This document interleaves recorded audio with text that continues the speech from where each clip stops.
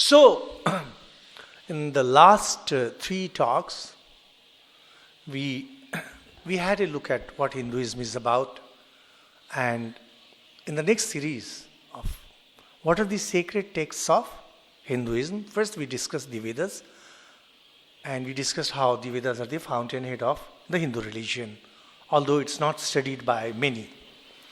And then we had a discussion of how there are four aspects of religion. In the first aspect, the realization mode, the people who are truly devoted to spirituality and who want to be one with God, they go for that kind of knowledge.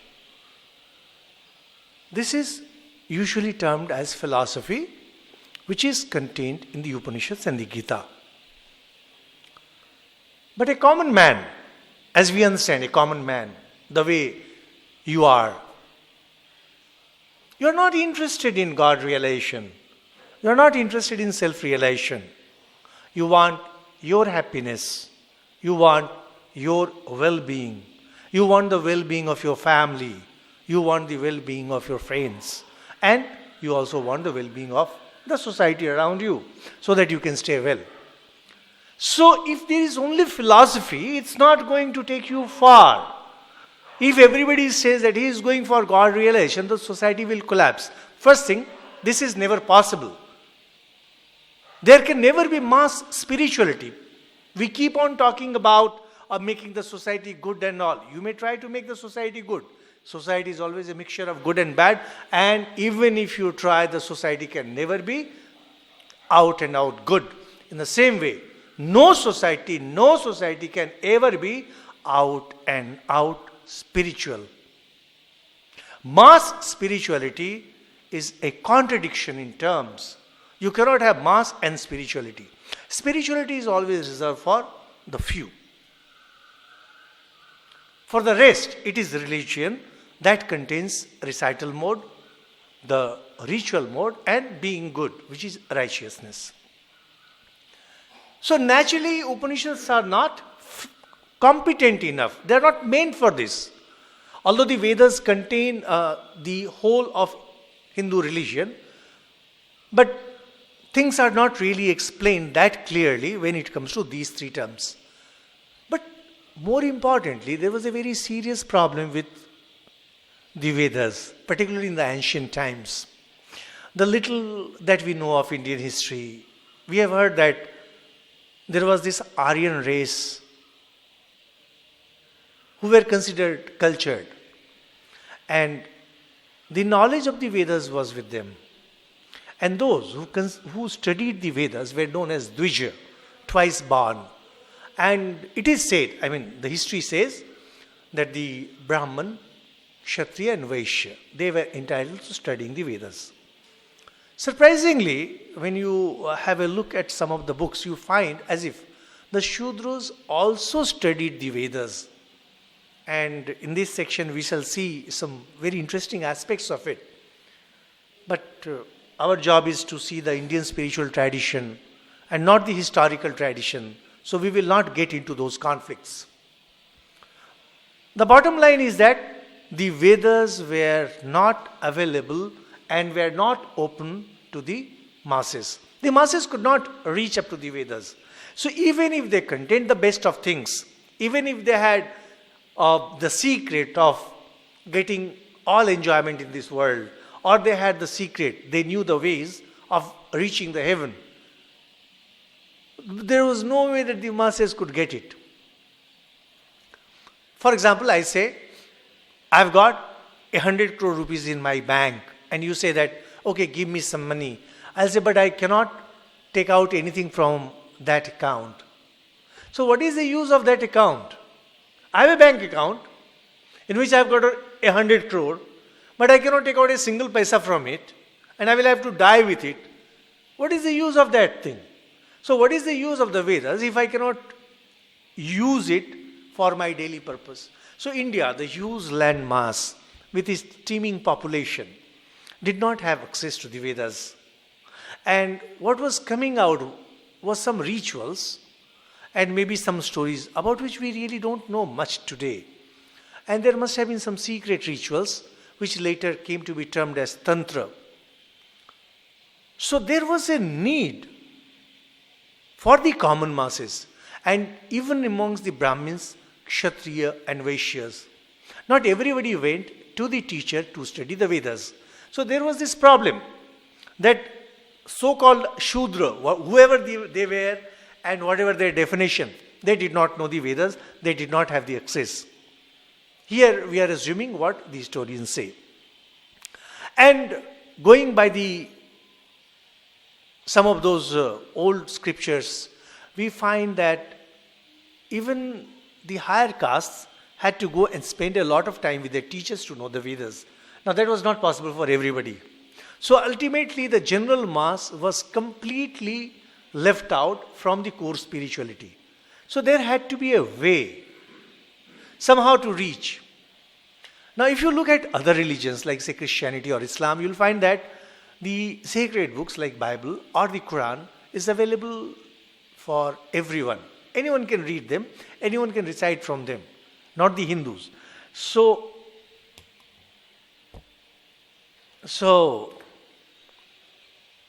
the sages of the past, they created a second set of literature which we can call auxiliary literature, the supplementary literature, as compared to the main literature which are the Vedas and the Upanishads. These are the auxiliary literature. And to differentiate, because these are also the sacred texts, the Vedas are also the sacred texts. So, two terms were coined, and Manu, who wrote his famous Manusmriti, he classified these two texts into Shruti and Smriti.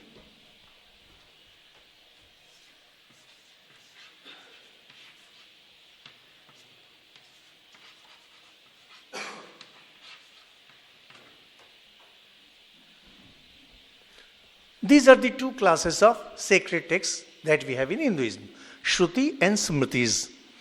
Shrutis are the fountainhead, Smritis are the auxiliary literature. Now, traditionally, it is said that the Vedas and the Upanishads are Shruti. And in ancient times, Shruti meant that these could not be written down. You had to hear it from your teachers, and that had to be kept in memory, not to be written down. It is said that much later, that means in around 9th, 10th century, some Brahmins, they were worried that now not many are coming to study the Vedas, and Islamic invasion had started. Brahmins were dying. So just to save the traditional knowledge, he wrote it down. So the most ancient manuscripts of the Vedas are not very old. They are from 9th or 10th century AD. That means maybe just 1,000-year old. Till then, the Vedas were memorized, and even now the tradition continues. As compared to the Shruti, Smritis could be written down. That was the main difference. You could write down the Smritis. Like Shrutis were considered so sacred that it was not to be penned down. But Smritis were sacred but could be penned down. And definition is, the Shrutis you hear from your teacher and apply in your life. It is your guiding principle of life. And Smriti basically meant smarana, a thing which needed to be read again and again. That means, for example, let's say there is this Gayatri Mantra. Gayatri Mantra is Shruti. You hear it from your Guru and you go on doing meditation on that. Compared to that, the Smriti literature, that you could go on reading again and again. And in this Smriti literature, the recital mode, the ritual mode, and the righteous mode, they all come. And Smritis contain, the famous books are Ramayana, that is Valmiki's Ramayana, Mahabharata, Purana, and Manu Smriti. Not Manu Smriti, all the Smritis that discuss code of conduct. So essentially, the sacred texts of the Hindus can be classified into two. First is Shruti, which have Vedas and the Upanishads. And we have Smritis, which contain Valmiki's Ramayana, Vyasa's Mahabharata, 18 Puranas, and Smriti literature, which are code of conduct or law books of the Hindus. Now, law books and code of conduct, they are also known as Smritis. And everything other than Vedas are also known as Smriti. So to remove this confusion, the Smritis are further called Itihas. Itihas and Purana. Purana and Smritis.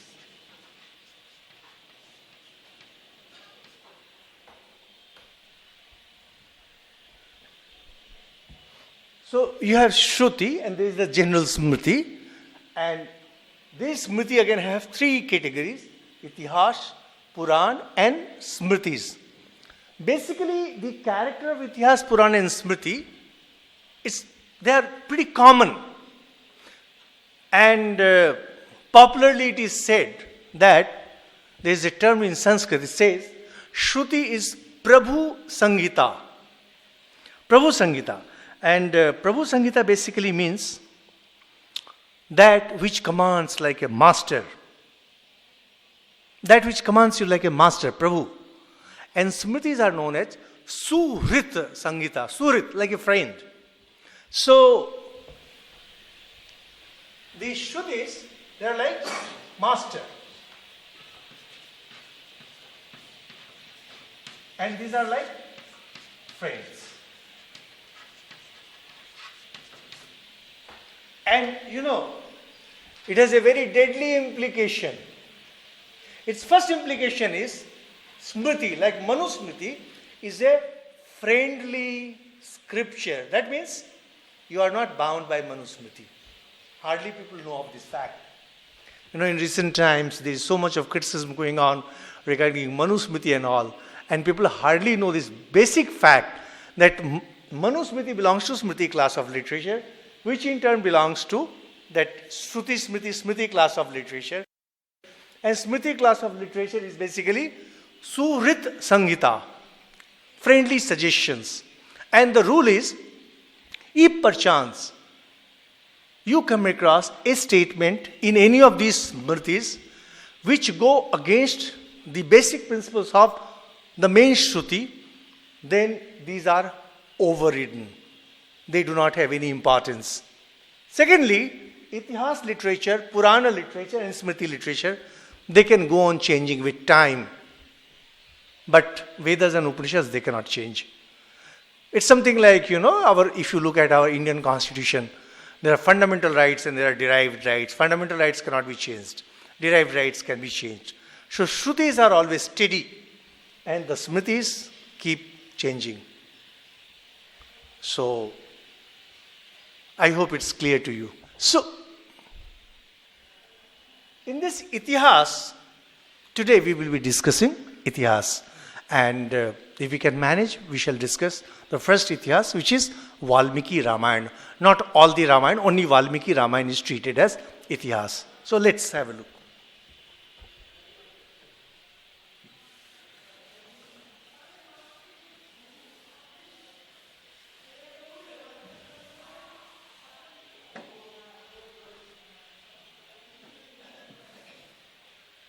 So, there are two works, Valmiki's Ramayana and Vyasa's Mahabharata, which are considered as Itihas.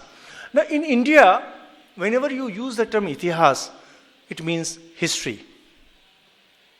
Now, although in Indian languages, history is translated as Itihas and Ramayana and Mahabharata are the Itihas, there is a fundamental difference between the Itihas as a subject that we understand today and Itihas as it is used in a technical sense in our scriptures.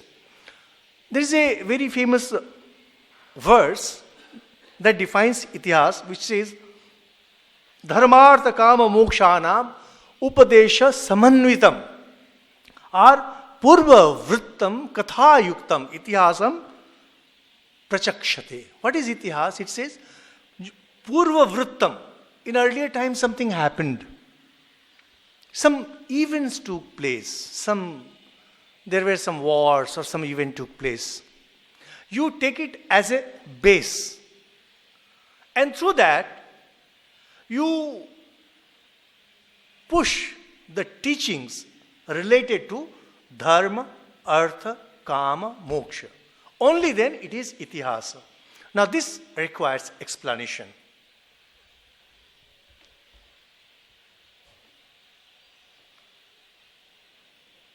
In Hindu tradition, it is said that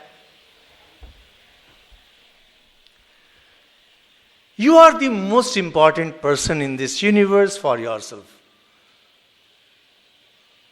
If you have to understand Hinduism, if you have to understand the Hindu culture, you have to understand that you are the most important person in the universe. And mukti, the freedom, is the goal of your life. Whatever is happening around you, whatever you do, you have to keep in mind how to become free, how to be mukta, how to attain moksha. That is the ultimate goal. That means when you marry, marriage is not meant for enjoyment. Marriage is meant for your progress towards freedom. Because you cannot walk this journey of life alone, so you need to marry. And you have emotions within you, and you need to express those emotions.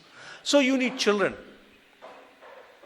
But then those children are also not objects of your, really not, they are not supposed to be objects of your emotion, but they are supposed to help you in your journey towards mukti.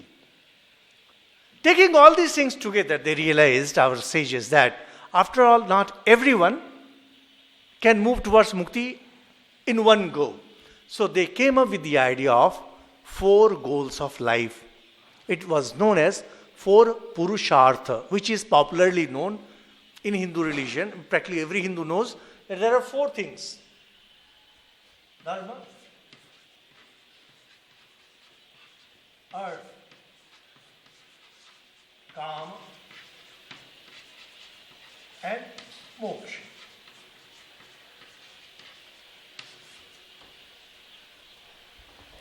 Of these 4 goals, artha and kama. Artha basically means wealth, and kama means enjoyment. Hinduism is the only religion that preaches enjoyment in this world as a valid goal of life, as kama. Only Hindu religion preaches enjoyment in this world as a valid goal of life, valid aim of life. And for enjoyment, you need wealth. So earning wealth, only Hindu religion permits earning wealth as a valid way of life. These are known as artha and kama. There is a rider though where it said that both artha and kama can be practiced as dictated by the scriptures. You cannot go outside these scriptural injunctions. That means you cannot go on earning wealth in a wild manner. You cannot adopt unscrupulous means, unfair means. Similarly, when it comes to enjoyment, you cannot be wild about it. There are very clearly set terms that these are the enjoyments you can have and these are the prohibitory things you must not have. Now, apart from the enjoyment, the second thing was people wanted that after they die, they should attain higher heavens, where they will enjoy life again till they are reborn. So, people who wanted to have a better life after their death, be it in heaven or be it as in some other life, it required some practices, going to the pilgrimages, some kind of fasts, some kind of rituals, etc. This was known as dharma.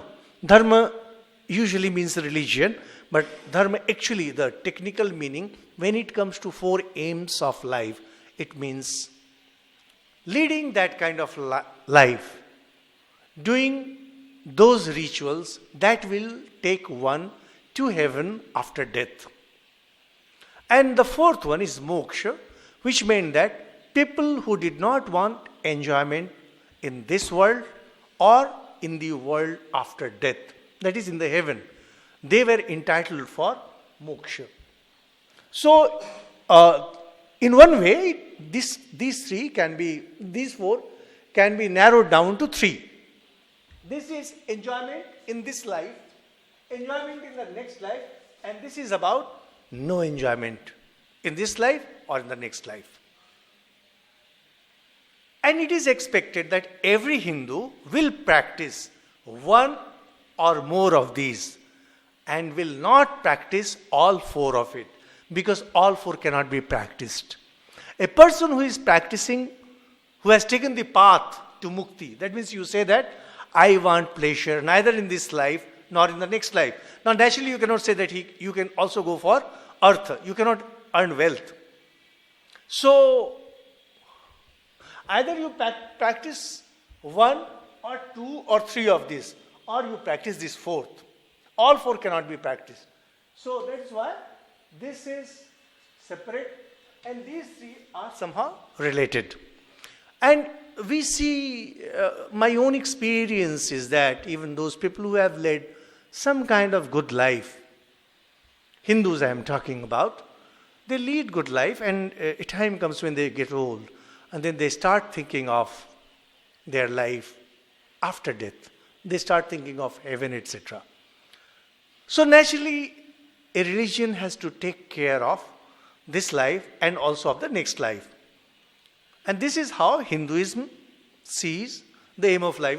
This reminds me of a very interesting episode. Once when I was a very young monk, I was hardly 20, 21, and I had a friend, and somehow he had become a drug addict. And I chanced to meet him, and he asked me, tell me bhaiya, tell me brother, why do we live? Why don't we die? Why don't we commit suicide?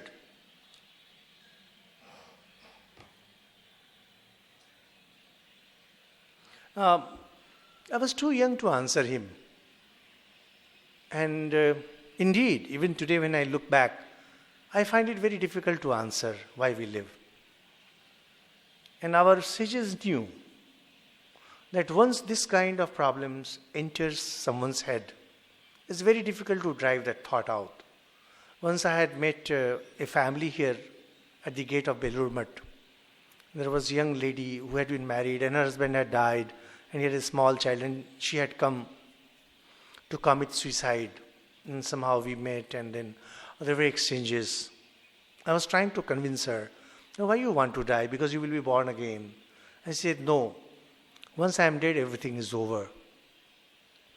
This is the problem, that because we don't know about the higher truths of life, higher laws of life, we think that once we are dead, everything is over. And so, why not die? This kind of depressive tendencies that makes one compromise with life is very dangerous.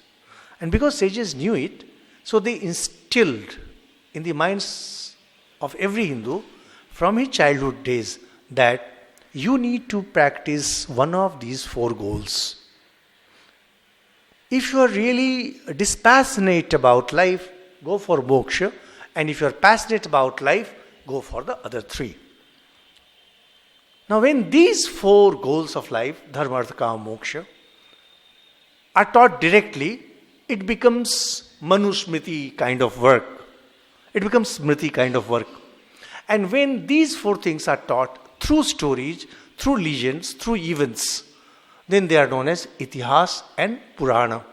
The only definition of Itihasa is, as we said, that when dharma, artha, kama, moksha, these four are taught through some stories or some event that took place in earlier times, then it is known as Itihasa.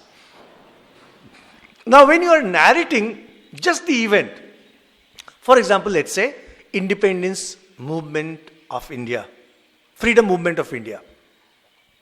This is pure history. And if you know that pure history, it gives you some kind of joy that you know. Knowledge in itself is a great thing.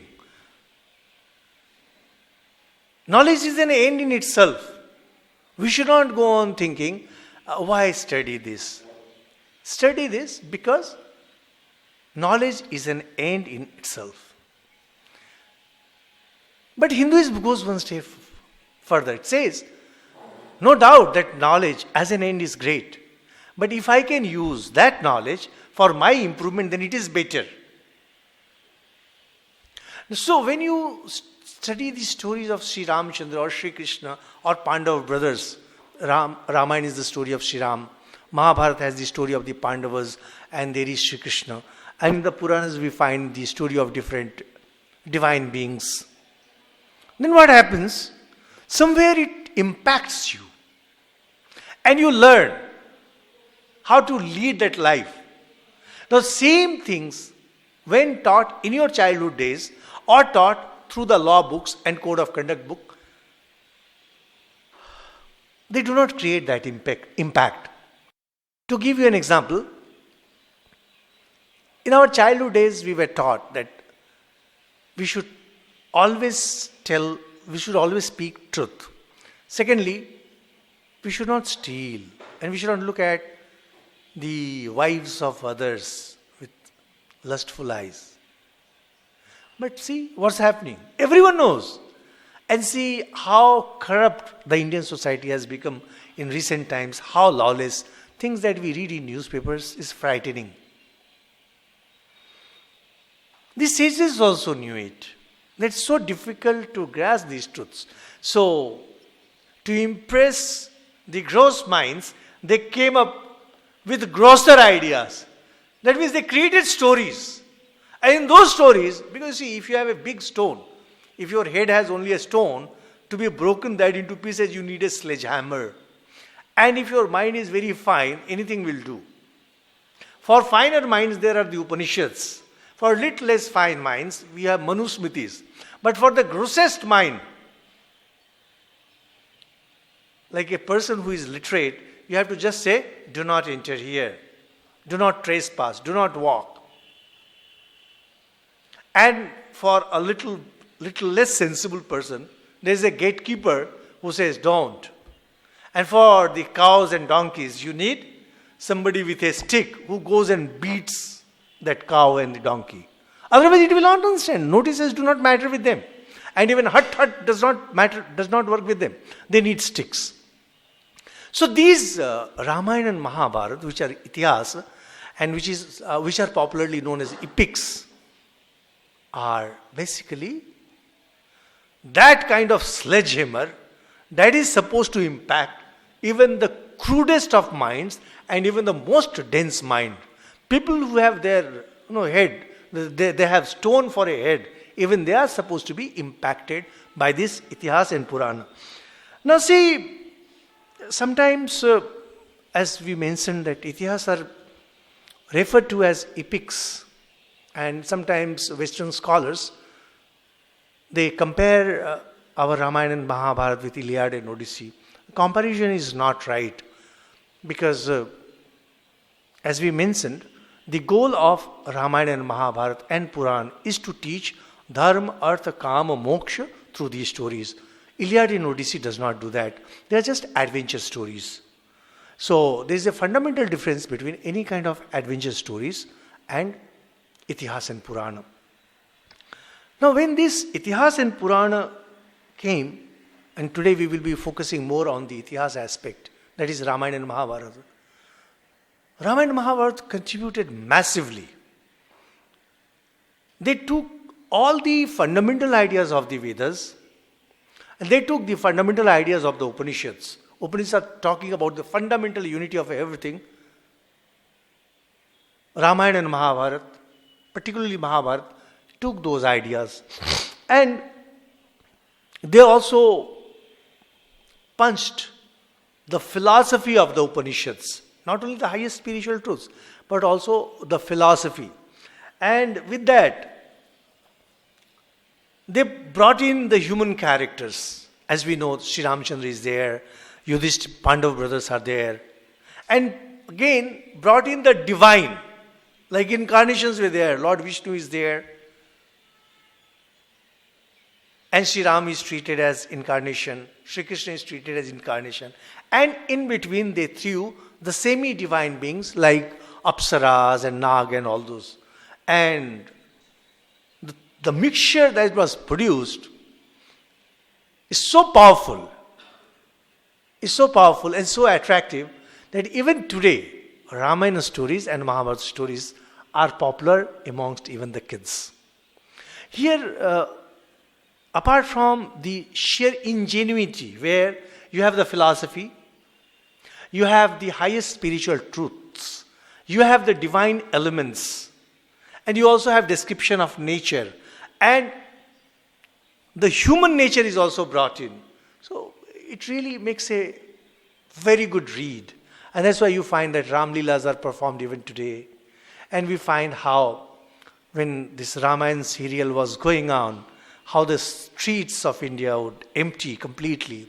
And when you have stories from Mahabharata, recitals from Mahabharata, how people get glued to television and all.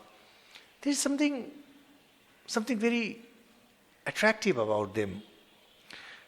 And this attraction comes at different levels. People who have a philosophical bent of mind, or those who want realization, they find their things. For example, in the Mahabharata, we have Gita. And we mentioned repeatedly that Gita is one of those philosophical books of the Hindus. And it is in Mahabharata. So people who want spiritual truths and philosophical things, they find that in Ramayana and Mahabharata. And people who love stories, they also find their things. And people who want to know about customs and practices, they also get their things.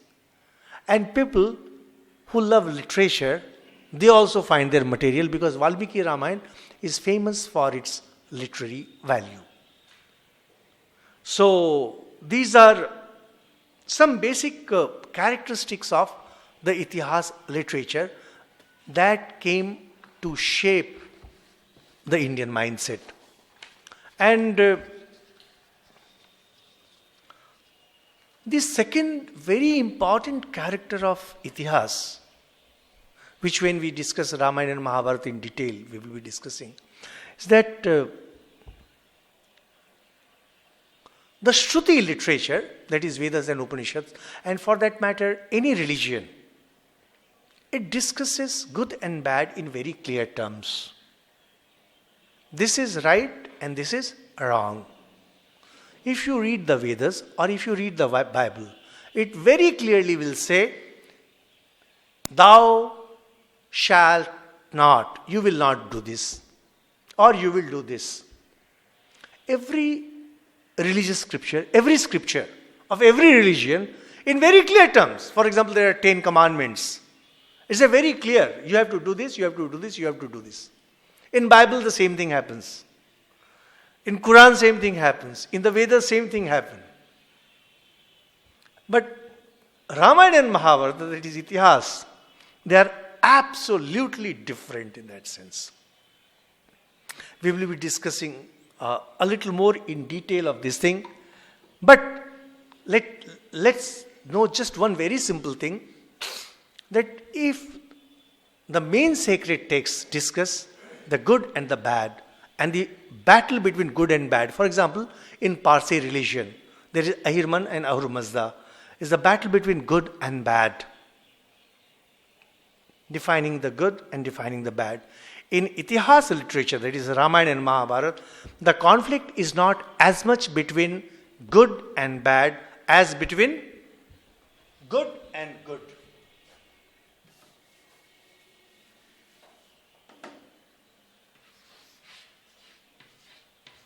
Good versus good.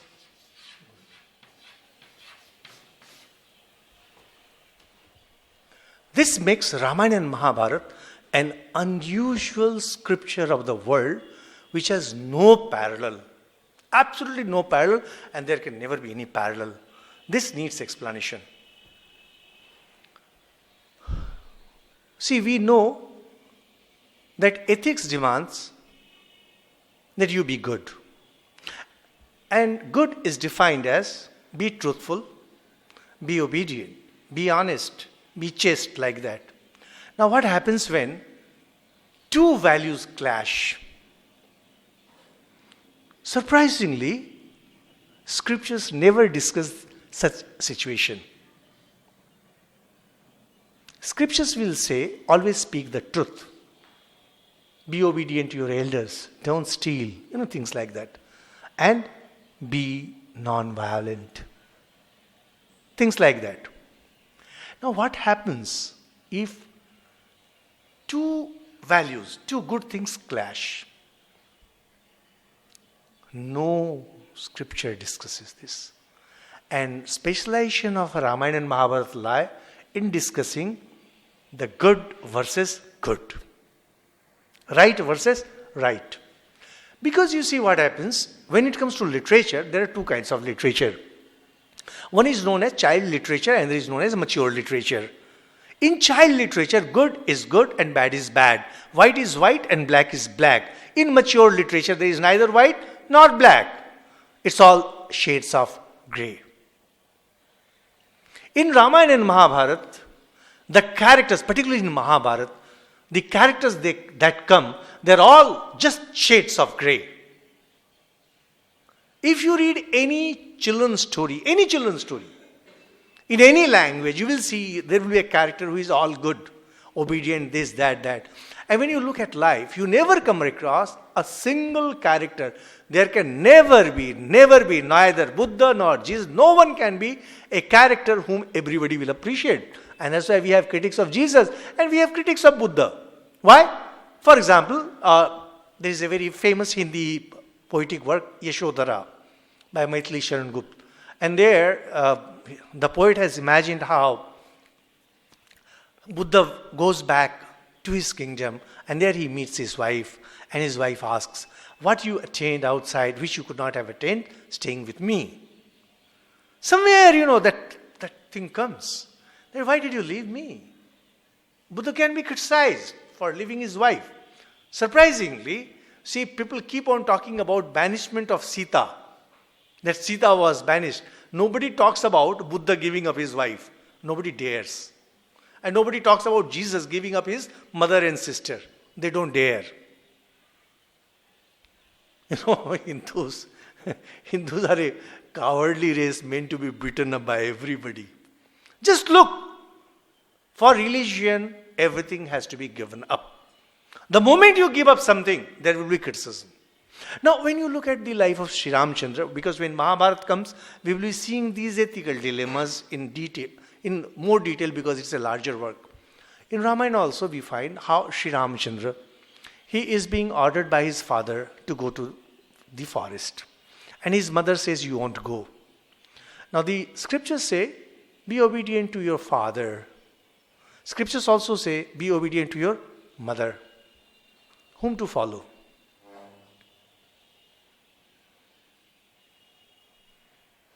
When it comes to Sita banishment, Sri Ramchandra has taken oath to be true to his people. That means he will be an ideal king. And he has also taken oath to be true to Sita. Now the public says that Sita is a bad example for us. Now what does Ramchandra, what should Ramchandra do? If he left kingdom for Sita, we would have criticized him for being a womanizer, addicted to woman. And if he left Sita, we are saying that it was atrocity towards female and a case should have been filed against him. Where will you go? Whatever you do. In fact, this is where Itihasa literature excel. They say that whatever you do, the life, if there is a choice between good and bad, it is assumed that you will take up good and you will give up bad. In case you take up bad, giving up the good, you know the consequences and you are ready for the consequences. And everyone who takes up the bad knows the consequences. He more or less, he accepts when the consequences come. What the Itihasa really teach you is that there is always the battle going on between the right versus right. The battle is not between right and wrong. The battle is between right and right. For example, if you read Valmiki Ramayana very carefully, and I request you people to read Valmiki Ramayana carefully. When that battle is on between Sri Ramchandra and Ravana, Ramchandra is telling that I am a Kshatriya prince. If anybody had taken my wife, I'll finish him off. Because that's his dharma. And Ravana says, I am the king of these parts. If I develop a liking for any female, she has to reach my palace. This is my right. The fight is actually between two rights, not between right and wrong. In our popular literature, now we are talking about Ravana is kidnapped and Ravana is a mischief maker, Ravana is this, Ravana is that. Not to Valmiki. The battle is between right and right. When Wali is killed, same thing happens.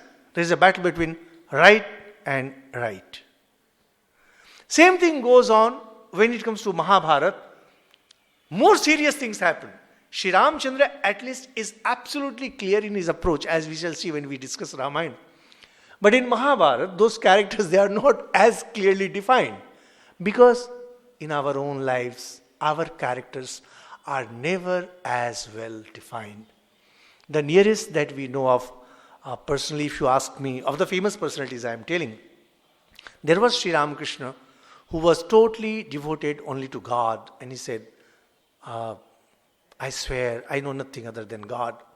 And there was Gandhiji who said, truth was supreme for him, non-violence was next to him, and brahmacharya was next to him. And even he had those dilemmas. But otherwise, normally you do not come across people who can say that I live for this and this value alone. Because we live for too many values, and every now and then, those values keep in conflict with each other.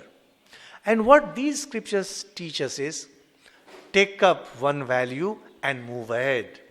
Whatever you choose, you will be criticized for the other. You will always be criticized. Don't worry about it. Sri Rama will be criticized, and Krishna will be criticized, and Yudhishthira will be criticized. Everyone will be criticized. Don't worry. If there is the choice between the right and wrong, choose the right. And if there is the choice between right and right, don't worry, just make your choice and move ahead. Because your ultimate goal is dharma, artha, kama, moksha. Don't worry about it. For example, here is a mom who is also a school teacher. And she has her son in that school. So she has double duty as a mom and as a teacher. And now the boy commits mischief. Now what? How should she behave? She has duty towards the child as a mom. She also has a duty towards the school as a teacher. Now do what? Well, you can give a very simplistic answer. In the interest of the school, sacrifice your child. Mahabharata will not go that way. Because when we discuss Mahabharata, you will see that you have one example, and there is also the example exactly opposite to that.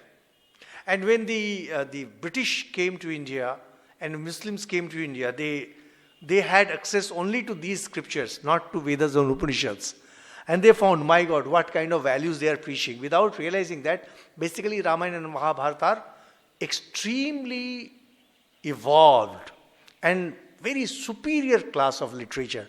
If you read Western classics today, like when Tolstoy, Somerset Maugham, Maupassant, when these people are writing novels, you will find all the characters are shades of grey. They are not white and black. And to think that persons like Valmiki and Vyas had portrayed not one, but hundreds of such characters who were all shades of grey. And through that, they preached these ideas of dharma, artha, kama, and moksha. You set your goal very clearly, and those goals can be one of the four, not the fifth. Once you have set your goal, after that, the path does not matter. Whatever path you take, whatever decisions you take, you will be criticized. Don't worry about it, you just move ahead. If by serving your family you can attain moksha, go serve your family. And if by serving the nation you can attain moksha, go serve the nation. And if by staying in the cave you can attain moksha, go stay in a cave. And if by staying in a monastery you attain moksha, go stay in a monastery. That's the fundamental teaching of the Ramayana and Mahabharata. Set your goal very clearly and move ahead. And if you have conflicts, and when you have to decide, you will find that there is a precedence in Ramayana and Mahabharata, and that's why in Mahabharata, Yudhishthir answers, Mahajano yen gata sapantha. What is the way? What is religion? It says, which has been traversed by the greats. So Ramayana and Mahabharata, these are the stories of the greats, where they face continuously the conflict situation. So we find that these Itihasa Purana literature, how they impacted India. In fact, today's religion is more of Itihasa Purana than of the Vedas and Upanishads. And these Itihasa and Purana, they act as hopes. Hope of the nation. It's aspiration. It is ideal. All the good things that can happen to a race, you find in these Ramayana and Mahabharata. For example, see, I am not a critic of any religion. I have studied religions and I have highest respect for each one of them. Because I am born a Hindu, I practice Hinduism. And its immensity, sheer vastness and the depth, I find phenomenal, amazing, surprising. So I really don't mean to criticize. But when you look at the Bible, particularly the Old Testament, where is that famous story of Adam and Eve, where they eat the forbidden apple, forbidden fruit, and they are expelled from the heaven. According to the Jews, it was an act committed against the order, against the will of God. Going against the will of God is the greatest sin according to the Jews. So they were expelled. When it comes to Christianity, it became original sin. I said that every child who is born with the original sin, and for which Jesus was crucified.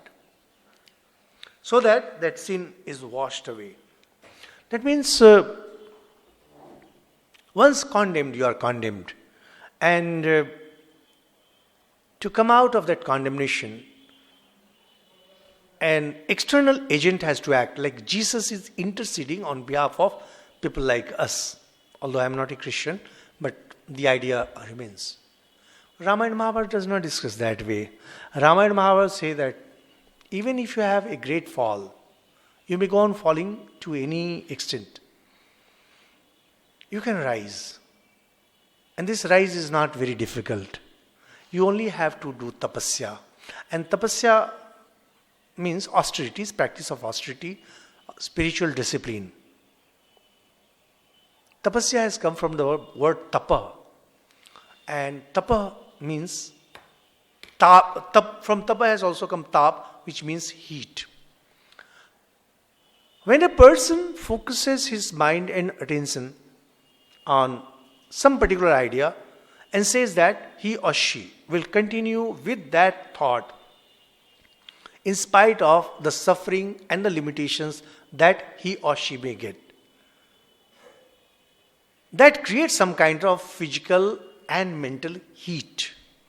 This is known as tapasya.